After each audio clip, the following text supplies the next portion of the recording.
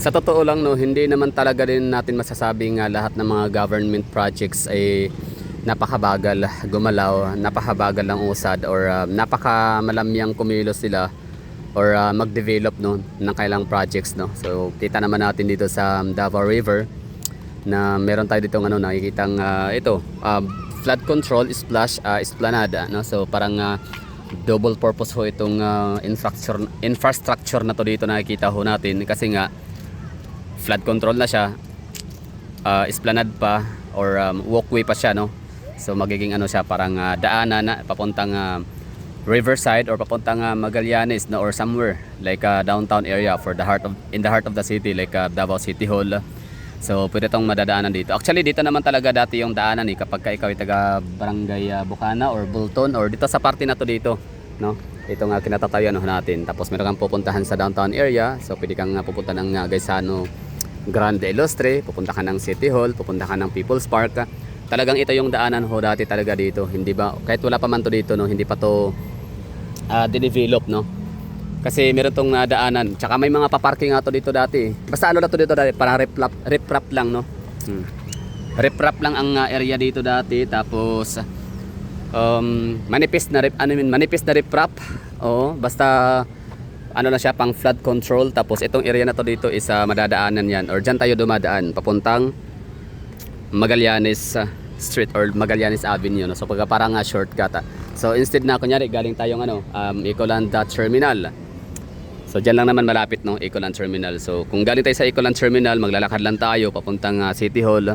So imbis na sasakay pa tayo ng jeep via Sandawa or dito sa may Quezon Boulevard, so dito na lang maglalakad no, dadaan ka sa may tulay na yan, Bolton Bridge, tapos ito lakad ka na lang ng konti, tapos lusot niyan Magallanes na no, may Grand Minsing or sa may Bolton Street no, Bolton Extension sa may PhilHealth area or sa may bandang BIR. Tapos yun na City Hall na. Pero ngayon mas maganda no, mas okay yung magiging natin dito, magiging ruta no. Mas magiging maganda yung magiging daanan natin, pathway papunta doon sa aking mga nabanggit na mga destinations sa City Hall of Davao. Kasi nga ito mas elevated, mas pakapal na yung tawag nito yung simentado, yung konkreto, yung flood control, yung riprap. Yun na nga para hindi talaga siya wash out or matuklap no nung malakas na agos ng tubig baha galing sa bundok no. So kita natin, so marami siyang purposes. Tapos ngayon meron pa siyang pailaw, so pwede siyang tambayan, magpapahangin. Actually marami ditong makikita yung mga nagpi-picture taking. So ibig sabihin itong area na to dito is picture perfect no. So Pilipinas tayo no, parang ang hilig natin kumuha ng mga sunset view gaya nito.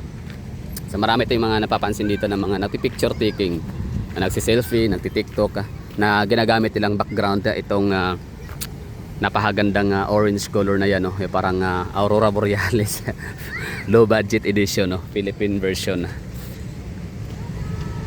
At kapag kaaraw naman dito mainit kasi walang masyadong punong kahoy, pero siguro no one of this day or isa yan sa magiging magiging kasama sa project nila yung maglagay ng plantation no, tree planting para magkaroon ng lilim, para magkaroon ng shading dito sa area para naman makakalanghap tayo ng fresh air lalo. Ibig ko sabihin hindi naman polluted yung ilog natin dito, pero at least kapag malalagyan ng maraming mga punong kahoy, di hamak na mas maganda yung quality or yung kalidad ng hangin na malalanghap natin dito na ating ma-absorb no. Syempre so yun na nga no, bali hindi naman in fairness din naman talaga sa DPWH Davao region no, dito sa Davao City, kasi may kita ho talaga natin na gumagawa talaga sila no ng trabaho nila. So, hindi ako sure kung ganun ba kabilis, pero eto lang, bisibisihan lang tayo, di ba? Ginagawa natin yung mga bagay-bagay na yung mga daily lives natin, mga daily tasks, di ba? So, mga daily routines, bisibisihan lang no, keep life busy lang tayo dito until na eto nakita na natin na oy tapos na siya. Basta as far as I remember nung ako nagpupunta dito, ano lang to dito, parang hinuhukay pa, di ba? Hinuhukay pa lang tong area na to dito, embankment, tapos naglalagay ng mga basta maraming mga facilities, I mean yung mga equipment nila dito para sa paggawa ng dike, no? So ngayon ito nakita na natin, di ba? may shape na, 'di ba? Meron ng forma. So hindi pa to ha, alam ko hindi pa ito yung kabuuan, hindi pa ito yung final. Kakatapos lang natin dito matuyo ang concrete na semento. So hindi pa ito ang pinaka-final look, no. So meron pa silang finishing dito na gagawin. So ang mahalaga lang kumbaga parang parang kung by leveling pa, so para nasa mga medyo near, no. Malapit na, no, sa pagtatapos. Malapit na sa completion itong project na to dito, yung river flood control or river esplanade and river dike natin dito sa Davao City. Tapos meron tayo ditong nakitang facility. Ito siya ay DPWH DC DEO. Hindi ko alam kung ano talagang purpose nito. Parang siya, bunkhouse, tulugan. Pero ang kanyang setup parang siya, no, parang lagusan ng tubig, daloy ng tubig. Ano ba purpose nito? Kunyari magkaroon ng flash floods, no. Ito lang akin lang to ha. Siguro ginawa to dito parang syempre flood control nga siya, di ba, no? So kapag tataas na yung tawag nito, yung tataas na yung level ng tubig sa ilog. So meron ditong kita mo yan, yung napakakapal na metal na yan. So parang irrigation pala ang estilo nito, no. Yung common natin makikita sa mga irrigation, sa mga patubig, sa mga palayan. Tapos minsan naman makikita natin to sa mga fish ponds. Kung kayo nakapunta na sa fish ponds, so parang ganito yung facilities nila na parang trumpa yun, trampa or trumpa, ano ba tawag dyan, basta parang yun yung pagkakalala ko pag ang tawag sa isang equipment or facility na gaya nito na konkreto, na yun nga kapag mataas yung tubig baha or yung yung level ng tubig dito sa ilog. So siyempre alam naman natin na water always find its level talaga, no. So maghahanap yan sila ng butas or paraan or way, no. Exit point talaga yung laging hinahanap ng tubig. So magiging siya, ang tawag diyan magkaroon ng wash out, di ba? So ang tubig mula sa ilog, so hindi na kayang high tide, may high tide na, tapos mataas yung malakas yung buhos ang ulan, nagbagsak ng ilang metric tons, millimeters o ano ba tawag dyan, basta bilang, no, ng tubig na binuhos mula sa kalangitan papunta sa kalupaan. So dito yan sila may imbak. So parang itong Davao River natin dito ay parang parang tatayo siya, no, or stands for imbakan ng tubig. Kung sa Maynila, sa BGC, meron silang underground na imbakan ng tubig para sa malakas na buhos ng ulan, di ba? Kasi parang nababalita yun nung huli, no, na nag-viral, hot popular topic yun, no, na sa buong Kamaynilaan, bakit yung natatanging BGC or Bonifacio Global Township ng Taguig City, Metro Manila ay hindi binabaha. Kasi nga meron silang underground underground storage, no, ng tubig. O ano ba tawag diyan, right term, no? So paki-comment na lang kung meron kayong diyan may share. So meron silang underground, no, na basement, parang ganun, underground na septic tank. Basta underground na imbakan ng tubig na yung buhos ng ulan imbis na mag-flash floods sa kanilang kalupaan. So yun i-absorb doon, mahuhulog lahat sa underground nila. So dito naman sa Davao City, wala pa tayong ganong facilities dito. So ito na muna ang tatayong natin, parang basement, no. I mean itong basin, no, ng ating catch basin natin to dito, itong ating Davao River or Davao River. Which is kaya naman siguro i-accommodate nito yung yung napakadaming tubig na ibubuhos mula sa kalangitan. So magiging siya. So syempre ulitin natin, so yung purpose na yan ng facility na yan, no, na nabanggit natin, na naisama natin sa ating topic ngayon is yung metal, yung makapal na metal. So isasarado yun para itong butas sa to dito ay hindi mapapasukan ng tubig palabas sa ilog. So walang flash floods na mangyayari. So in short say, yung mga naninirahan dito sa likod ng dike protektado, di ba? Kasi napakakapal ng dike ng konkreto, di ba? Ng concrete cement na to dito. So talagang malinaw ang kanyang purposes, no, na malinaw yung kanyang intention, malinaw ang kanyang gamit talaga, na flood control talaga siya at its finest, di ba? At tapos ngayon naman kapag ang ulan naman or magkakaroon ng overflowing naman ng tubig doon sa may area na yon dito or somewhere sa may basta somewhere, no. So So siguro ito naman ay bubuksan, 'di ba?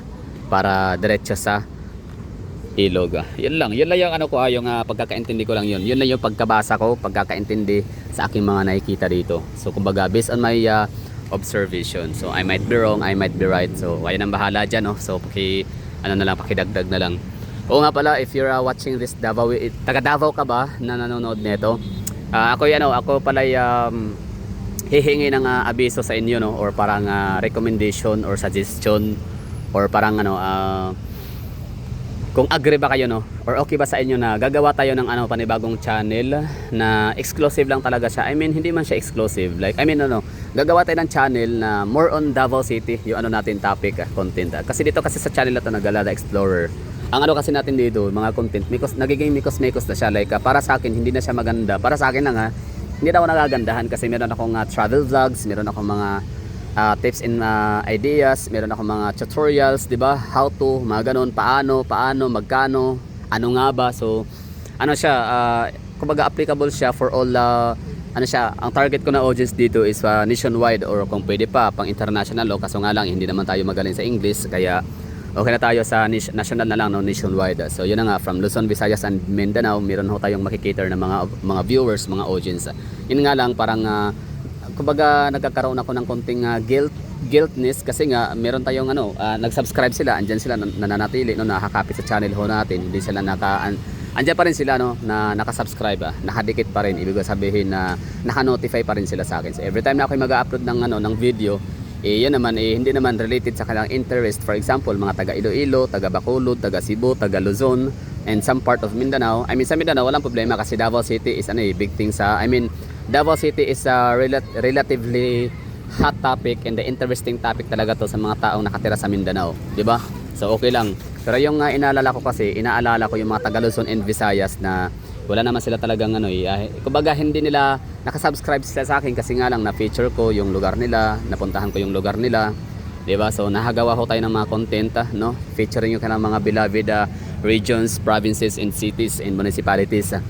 So ngayon parang nakakaramdam ako ng parang nakakahiya, no, in my part na bayan upload ako ng upload, although wala naman kasi platform ko naman to, pero syempre meron naman akong tinatawag na kahit paano dignidad, di ba?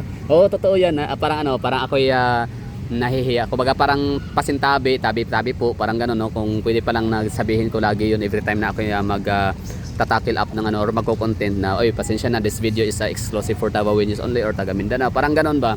So mga taga Davao, taga Mindanao, mag-ingay nga kayo dyan, paki-comment nga dyan kung willing ba kayong mag-support sa aking hindi man kailangan mag-support. Kumbaga willing ba kayo, okay ba sa inyo na gagawa ako ng dalhin ko kayo sa panibagong channel. Gagawa ako ulit ng bagong channel na ang laging i-feature ho natin is all about Davao. For example, yung hitsura ng Davao noon at ngayon, di ba?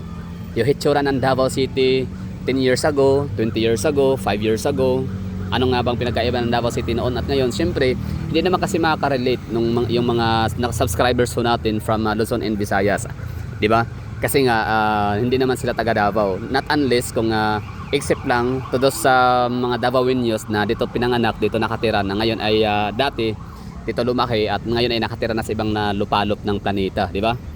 So okay lang 'yon. Pero yung mostly ba kasi marami akong may mga traffics kasi akong tinitingnan na nakikita ko na mostly talaga sa mga nanonood sa akin na marami-raming mga nakasubscribe sa akin na hindi taga Davao. Alam niyo 'yon. So gusto kong magkaroon ng kumbaga parang i-organize lang ba, gusto ko lang arrange, no. So Davao is Davao, Visayas, Mindanao is Mindanao, Visayas is for Visayas, and Luzon parang basta siya. Gusto kong maggawa ng panibagong channel. Kung okay ba sa inyo? Oo. So kayo mga taga Mindanao na Davao obsessed sa Davao, tama ba, obsessed or mga enthusiast, no, about Davao developments. So pwede kayong pupunta sa bagong channel ko. So I don't know kung kaya nyo i-support. I mean kung willing kayong sumunod. I mean mag-follow doon sa aking gagawing channel. Pero syempre di pa ako nakagawa. Let me know in the comment box kung okay lang ba. Gagawa ba tayo? So paki-comment na lang yes. Alright, so labas na tayo dito. Thank you for watching. Bye bye. Ingat sa